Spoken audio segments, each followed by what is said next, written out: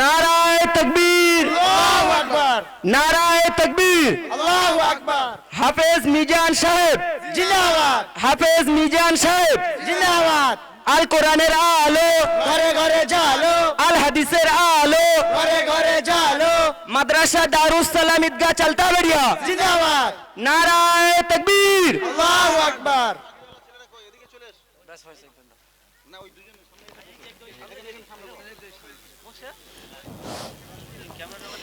এই দুজন বাচ্চার জন্য আমাদের গ্রামের অত্যন্ত একজন খুব প্রত্যেক বছর দেয় সামিল হয়। এই বাচ্চার জন্য হাদিয়া কিছু দিয়েছে, এতে রুমাল আছে, তসবিহ আছে, এরকম আইটেম 8 রকম জিনিস দিয়েছে। দোয়া করবেন সবাই।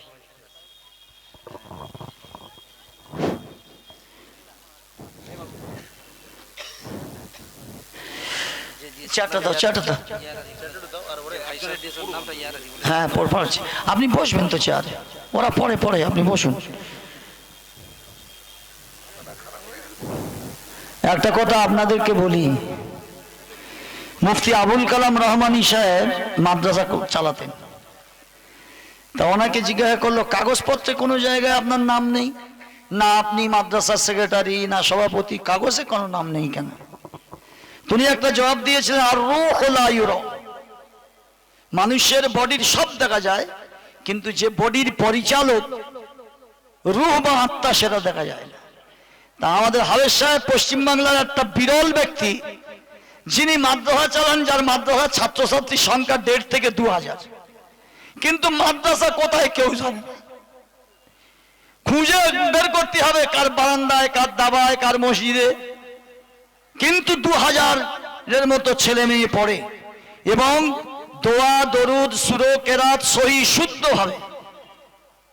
ওই আপনার ঘুম থেকে ওঠার পর থেকে নিয়ে সারাদিন কি দোয়া পড়তে হবে এ সব শোনে। সেজন্য ওনাকে আমরা যে ভাষায় ধন্যবাদ দিই, সেটা আমার মনে হয় সেটা কম হবে, কারণ আমরা যেটা পারিনি আর কি। আল্লাহ পাক, আমি সেজন্য হাফেজ সাহেবকে বলবো যে আমাদের এই কোরআনের খেদমতের জন্য যেন আল্লাহ আমাদের সবাইকে কবুল করে নেন, উনি দোয়া করে দেবেন। দোয়ার আগে যদি পারেন 2-4টে কথা বলবেন। হ্যাঁ, একটা ছেলে একটু পড় বাবা, সময় দুজনের মধ্যে একজন একটু পড়ো, তোরা মোরা মতো পান্তা পান্তা খায় না, চড়বড়ে ভয়। أعوذ بالله من الشيطان الرجيم.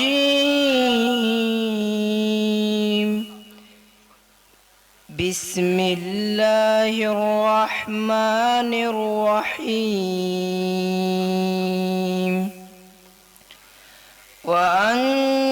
وأنجينا موسى ومن معه أجمعين ثم أغرقنا الآخرين إن في ذلك لآية وما كان أكثرهم مؤمنين وإن ربك لهو العزيز الرحيم.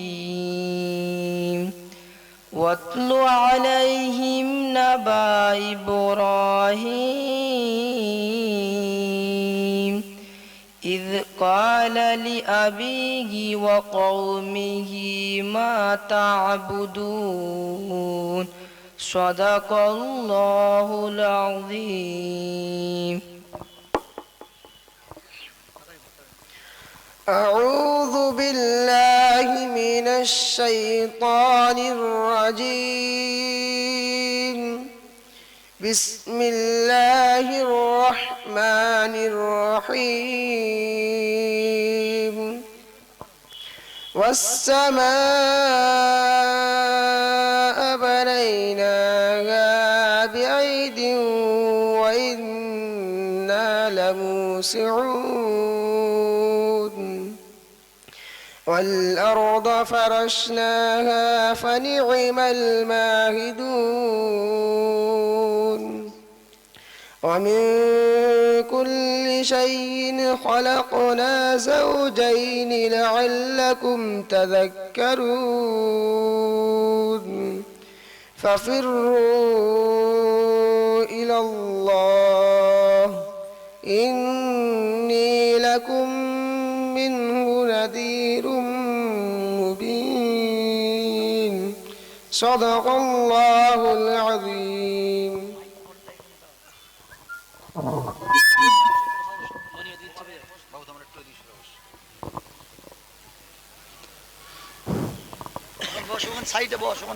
সবাই আমরা দরুদ শরীফ পড়ে নিই।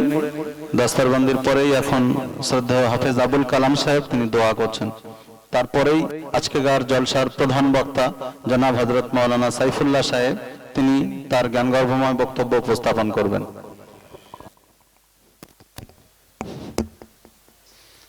আলহামদুলিল্লাহি ওয়া কাফা ওয়া সালামুন আলা ইবাদিহিল্লাযীনা ইসতাফা আম্মা বা'দ আউযু বিল্লাহি মিনাশ শাইতানির রাজীম বিসমিল্লাহির রহমানির রহিম ওয়ারাত্তিলিল কুরআনা তারতীলা সাদাকাল্লাহুল আযীম।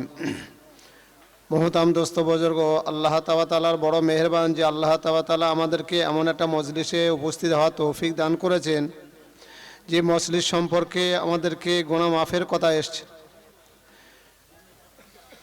আমরা যতক্ষণ পর্যন্ত এখানে এসেছি আমরা একটাই কারণ শুনেই আসছি যে কোরআনের আহমিয়াত, কোরআনের বরকত, কোরআনের ফাজাইল, কোরআন সম্পর্কে সব কিছু সচেতন করার জন্য মুফতি সাহেব অনেক কথা বলেছেন এবং কোরআন সম্পর্কে আলোচিত হয়েছে।